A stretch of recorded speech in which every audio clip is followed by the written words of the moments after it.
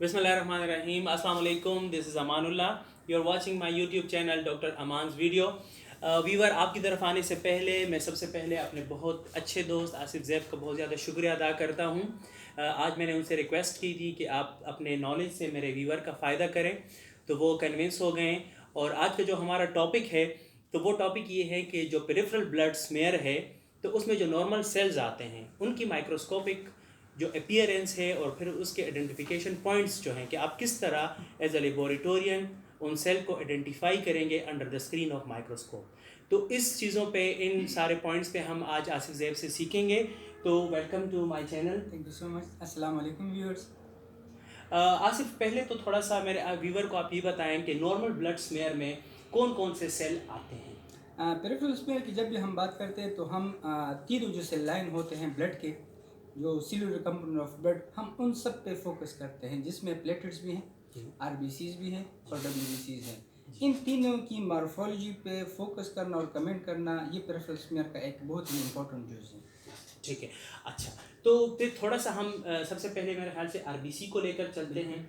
तो आरबीसी की अपीयरेंस किस तरह होगी और जो मोस्ट कॉमनली स्टेन यूज़ होता है उस स्टेन में आप व्यूवर को थोड़ा सा समझाएंगे कि आप किस तरह आरबीसी को देखेंगे या कौन सी चीज़ होगी जिसको आप आरबीसी कहेंगे। जी, ये पेरिफेरल स्मेयर में जब हम आरबीसी की मॉर्फोलॉजी देखते हैं तो डेफिनेटली हमारे पास एक कंट्रोल होना चाहिए कि हम आरबीसी को उसके साथ कंपेयर करें। तो जो स्मॉल मैच्योर लिम्फोसाइट होता है उसके साथ हम एक आरबीसी को कंपेयर करते हैं और उसके न्यूक्लियस से कंपेयर करते हैं। उसके न्यूक्लियस से, उसका साइज जो है जी। अगर एक आरबीसी का साइज लिम्फोसाइट के न्यूक्लियस के बराबर है तो इट मीन्स कि ये सेल नॉर्मल है और इसकी एमसीवी भी नॉर्मल होगी, उसको हम नॉर्मोसाइटिक सेल कहेंगे। अगर लिम्फोसाइट के न्यूक्लियस से आरबीसी का जो साइज है वो कम है तो हम उसको माइक्रोसाइटिक सेल कहेंगे जी। और इसी तरह अगर लिम्फोसाइट से आरबीसी का जो साइज है वो ज़्यादा है तो हम उसको कहते हैं मैक्रोसाइटिक सेल्स।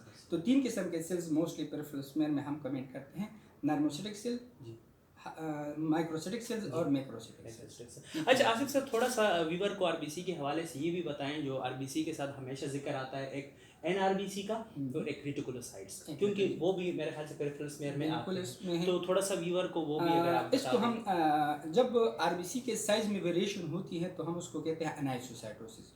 लेकिन जब हमें मुख्तलिफ शेप्स नज़र आते हैं, जैसे आपने जिक्र किया एनआरबीसी, रेटिकुलोसाइट, और भी मॉर्फोलॉजिकल शेप में वेरिएशंस हैं, जैसे tear drop cells, target cells, elliptocytes, dacrocytes, schistocytes, ये सारे के सारे आते हैं।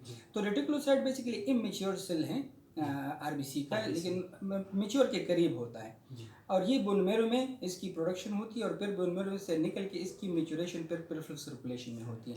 लेकिन इसमें एक और बात है, दो बातें हैं इसमें, कि अगर हम नॉर्मल जो स्टेन है जिसको हम रोमनोस की स्टेन कहते हैं, अगर रेटिकुलोसाइट उससे स्टेन हुआ तो हम उसको कहते हैं पॉलीक्रोमेटोफिलिक सेल। पॉलीक्रोमेटोफिलिक सेल्स। अगर हमने उसको स्पेशलाइज स्टेन दिया, रेटिक स्टेन, तो फिर हम उसको रेटिकुलोसाइट कहते हैं। एनआरबीसी बेसिकली कि उसमें न्यूक्लियस मौजूद होते हैं आरबीसी में जी, जो कि इसका इमेच्योर फॉर्म है। तो ये फिजियोलॉजिकल भी हो सकता है और पैथोलॉजिकल भी हो सकता है। मतलब कि अगर पैथोलॉजी सस्पेक्ट कर रहा है फिजिशियन तो वो रेटिकुलोसाइट्स के लिए अलग से रिक्वेस्ट भेजेगा और फिर उसके लिए अलग से स्टेन करेंगे रेटिकुलोसाइट काउंट के लिए। और नॉर्मल पेरिफेरल स्मेयर में हम उसको रेटिकुलोसाइट रिपोर्ट नहीं करेंगे, हम उसको पॉलीमार्फ सेल कहेंगे। पॉलीक्रोमेटोफिलिक सेल्स। और पॉलीक्रोमेटोफिलिक की कोई खास वजह है? पॉलीक्रोमेटो इसमें दो कलर्स होते हैं, क्योंकि एक तो हीमोग्लोबिन कलर ले लेते हैं, दूसरा इसमें आरएनए होता है, रेमिनेंट्स ऑफ आरएनए, तो दोनों स्टेन ले लेते हैं, इसलिए हम इसको कहते हैं पॉलीक्रोमेटोफिलिक, यानी दो स्टेन, दो किस्म के कलर्स। ठीक है, अब आगे चलते हैं आरबीसी से थोड़ा सा डब्ल्यूबीसी में कदम रखें। बिल्कुल। तो डब्ल्यूबीसी में आसिफ सर जो नॉर्मल आते हैं, मेरे ख्याल से आप अगर बता दें तो ज़्यादा बेहतर होगा। डब्ल्यूबीसी एक तो काउंट है जी, दूसरा जब हम मॉर्फोलॉजी इसकी देखते हैं, परसेंटेज देखते हैं, तो हम उसको कहते हैं डिफरेंशियल ल्यूकोसाइट काउंट। डिफरेंशियल कि डब्ल्यूबीसी में हम उसमें डिफ्रेंशिएट करें कि कौन कौन से सेल्स हमें नज़र आते हैं।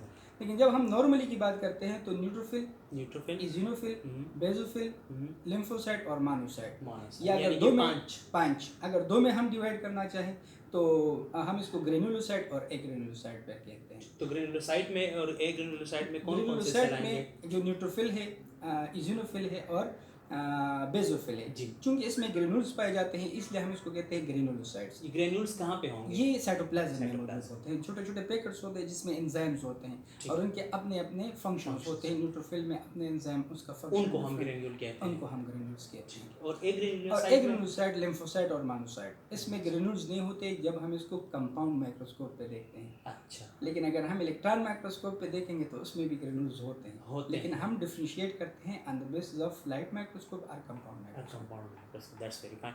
अच्छा, तो फिर ग्रेन्यूलोसाइट से शुरू करते हैं। तो अगर एक लेबोरेटोरियन जो है वो आइडेंटिफाई करना चाहें तो वो कौन से पॉइंट्स होंगे, आइडेंटिफिकेशन पॉइंट्स होंगे कि उसके बाद वो कहेगा कि ये न्यूट्रोफिल है नॉर्मल फॉर्म में? मेनली हम दो चीज़ों पे एम्फसाइज करते हैं, साइटोप्लाज्म और न्यूक्लियस। अगर साइटोप्लाज्म में ग्रेन्यूल्स हैं तो ये ग्रेनुलोसाइट हो गया, 3 किस्म के हैं। तो अब 3 में देखना है। 3 में फिर हमने देखना है, फिर हमने उसके ग्रेन्यूल्स के कलर को देखना है ठीक और जो न्यूक्लियस है उसकी शेप को देखना है। अगर न्यूक्लियस के जो लोब्स हैं वो 3 to 5 के करीब हैं जी। तो ये न्यूट्रोफिल होगा, 3 to 5 के। हो सकता है। ठीक है। ठीक है ना। फिर हम ग्रेन्यूल्स की तरफ जाते हैं। अगर उसके ग्रेन्यूल्स पिंक कलर के हैं तो फिर ये न्यूट्रोफिल है, पिंक के। पिंक कलर के। अच्छा, ठीक है, पिंक कलर के ग्रेन्यूल्स है तो फिर ये न्यूट्रोफिल है। ठीक। और उसके जो लोब्स होंगे 3 to 5 के दरमियान होंगे। अगर ये ग्रेन्यूल्स ऑरेंज कलर के हैं तो फिर ये न्यूट्रोफिल नहीं है, फिर ये इज़िनोफिल है। अच्छा, ये बिल्कुल पिंक होंगे या पिंकिश ब्लू की तरह थोड़े माइल्ड होंगे? पिंकिश छोटे छोटे होते हैं। अच्छा। बाज़ औक़ात तो इवन हमें जो 40 लेंस है उस पर नज़र भी नहीं आते। अच्छा, हम हमें उसको न्यूक्लियस oil से फिर field पे देखना पड़ेगा। बिल्कुल ऑयल इमर्जन फील्ड पे फिर देखना पड़ता है उसको। ठीक है। अच्छा, ये न्यूट्रोफिल 4-5 होते हैं, 10 सॉरी ये ग्रेन्यूल कितने होते हैं, पूरा उसको कवर करते बिल्कुल हैं? ज़्यादा होते हैं इसमें, लेकिन हम मोस्टली कहते हैं कि ये 50-50 रेशो से होते हैं तकरीबन। अच्छा। हमें साइटोप्लाज्म नज़र भी आता है और बाज़ जगहों पे नज़र नहीं आता। लेकिन फिर एक और चीज़ है कि जब इन्फेक्शन होता है जी। तो फिर उसमें उसका साइज़ बढ़ जाता है और वो किसका? पूरे ग्रेन्यूल्स ग्रेन्यूल का। और वो पूरे जो साइटोप्लाज्म है उसको कवर कर देती हैं। अच्छा। लेकिन ग्रेन्यूल्स का कलर फिर ब्लूइश कलर हो ब्लूइश जाता है। कलर हो जाता है, दैट्स वेरी फाइन। अच्छा, थोड़ा सा व्यूअर को ये भी और एक बताएं। बेसोफिल है, बेसोफिल में 2 किस्म के ग्रेन्यूल्स होते हैं जिसको हम कहते हैं blue black granules. Blue black granules, अच्छा। लेकिन उसमें हमें न्यूक्लियस नज़र नहीं आता। न्यूक्लियस को ऑब्स्क्योर किया होता है, उन्होंने एग्जैक्टली छुपाया होता कंप्लीटली है कवर किया होता है इन उसको ग्रेन्यूल्स ने। और इज़िनोफिल का बाइलोब न्यूक्लियस होता है नॉर्मली। Normally bilobe. अच्छा, तो साइटोप्लाज्म की कलर या साइज का कोई नहीं, वो इसमें इफेक्ट साइज का है? इम्फेक्ट नहीं, कोई इम्पैक्ट नहीं है। नहीं। अच्छा, फिर अब थोड़ा सा आगे चलते हैं एग्रेनुलोसाइट। एग्रेनुलोसाइट। तो लिम्फोसाइट और मोनोसाइट के बारे में अगर आप बताएं कि उनको माइक्रोस्कोप में किस तरह लिम्फोसाइट ये WBC में सबसे छोटा सेल है। इसका न्यूक्लियस ज़्यादा होता है और साइटोप्लाज्म, रिम ऑफ साइटोप्लाज्म हम कहते हैं कि बहुत ही कम होता है और लाइट ब्लू कलर का साइटोप्लाज्म होता है। जबकि मोनोसाइट WBC में सबसे बड़ा सेल है। अच्छा, इसमें ग्रेन्यूल्स नहीं होते और साइटोप्लाज्म और न्यूक्लियस 50-50 रेशो से होता है। यानी कि 50% एरिया साइटोप्लाज्म का होता है, साइटोप्लाज्म 50% न्यूक्लियस न्यूक्लियस का। ठीक है। न्यूक्लियस जो है वो मुख्तलिफ शेप के हो सकते हैं, किडनी शेप, हार्शू शेप। लेकिन यानी कि अगर हम कहें कि इरेगुलर शेप होता है न्यूक्लियस का, कोई खास शेप नहीं होता। खास शेप नहीं होता। साइटोप्लाज्म इसका ग्रे कलर का होता है। ग्रे कलर का। और इसमें साइटोप्लाज्म में छोटे छोटे वेक्यूल्स होते हैं क्योंकि monocyte is a scavenger cell. हाँ, या तो ये फेगोसाइटोसिस को प्रोसेस करता है जिसकी वजह से उसमें छोटे छोटे फेगोलाइसोसोम्स के वैक्यूल होते हैं। एग्जैक्टली वो होते हैं। तो ये तो डिफरेंशिएशन इन्फेक्शन में वो ज़्यादा होंगे फिर? डेफिनेटली ज़्यादा होंगे, स्पेशली वायरल इन्फेक्शन या में। इंट्रासेल्युलर जो बैक्टीरिया, उसमें क्योंकि वो उनको engulf कर रहा होता है। engulf कर रहा होता है, उसमें भी ये ज़्यादा होता है। ज़्यादा होते हैं। अच्छा, थोड़ा सा फिर प्लेटलेट के बारे में अगर डिस्कस कर लें कि प्लेटलेट हम किस तरह देखेंगे? प्लेटलेट्स छोटे छोटे स्मॉल साइटोप्लाज्म के बेसिकली ये फ्रेगमेंट्स होते हैं प्लेटलेट्स। अच्छा, यहाँ में एक क्वेश्चन है, उस दिन हम बड़ी डिस्कशन कर रहे थे कि इन द वेरी डिटेल हम प्लेटलेट को सेल कह सकते हैं या ये पार्टिकल है? ये उस दिन भी हल नहीं हुआ हमारे डिस्कशन में। प्लेटलेट्स जो है ये बेसिकली साइटोप्लाज्म के पार्टिकल्स हैं। ठीक, क्योंकि एक अगर सेल हम है उसके। एक सेल, और उस सेल को हम कहते हैं मेगाकैरियोसाइट। इसका इमेच्योर फॉर्म मेगाकैरियोब्लास्ट है। अच्छा, तो ये आहिस्ता आहिस्ता आहिस्ता डिवाइड होके ये मेगाकैरियोसाइट जो कि मैच्योर फॉर्म है। ठीक। मेगाकैरियोसाइट के साइटोप्लाज्म से फिर ये प्लेटलेट्स बनते हैं। ठीक, फ्रेगमेंट्स बनते हैं। हैं। एक मेगाकैरियोसाइट से तकरीबन 4000 प्लेटलेट्स बनते हैं उसके साइटोप्लाज्म। उसके साइटोप्लाज्म न्यूक्लियस डिफरेंट और साइटोप्लाज्म से ये बनते हैं। तो बेसिकली ये पार्टिकल्स हैं। और इसका साइज़ बहुत ही छोटा होता है, तकरीबन 2 to 3 माइक्रोमीटर इसका साइज़ होता है। और ये हमें पिंक कलर के नज़र आते हैं। ठीक। इसमें भी ग्रेनुल्स होते हैं अगर हम इलेक्ट्रॉन माइक्रोस्कोप से देख लें।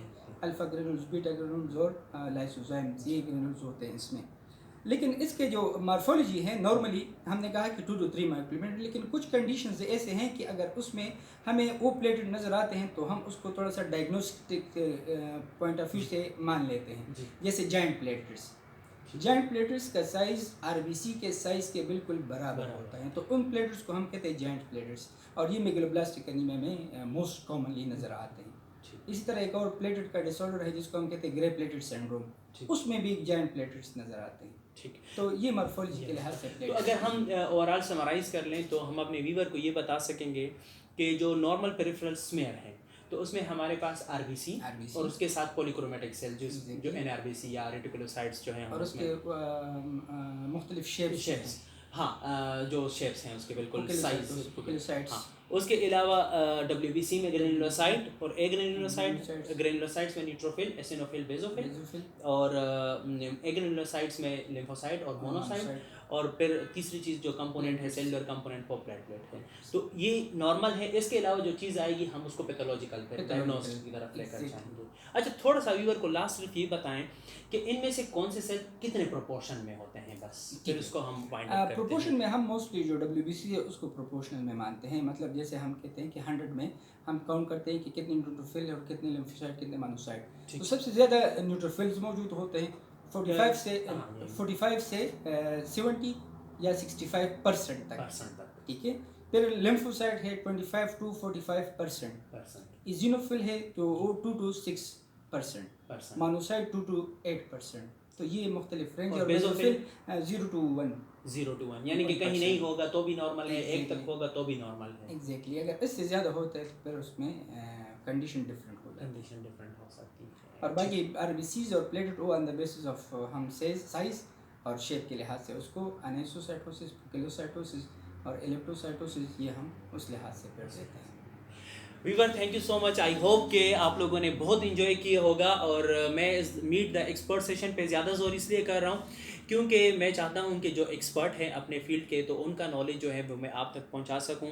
आसिफ ज़ैब का हम बहुत ज़्यादा शुक्रिया अदा करते हैं, और एक चीज़ कि मैं आसिफ ज़ैब को स्पेशली कंग्रेचुलेट करूँगा कि कल परसों ही इनका जो है एमफिल जो है MHP master in health profession education का सक्सेसफुली डिफेंस हो गया है, और अब ये जो है माशाल्लाह एजुकेशनिस्ट हैं हेल्थ प्रोफेशन में, और हमारी बेस्ट विशेस है कि वो जल्दी अपनी PhD इनरोल करें और इंशाल्लाह PhD के लिस्ट में शामिल हो जाए। Once again thank you so much. और वीवर, आपका भी बहुत शुक्रिया for watching my YouTube channel. अल्लाह हाफिज़, फ़ी अमानिल्लाह।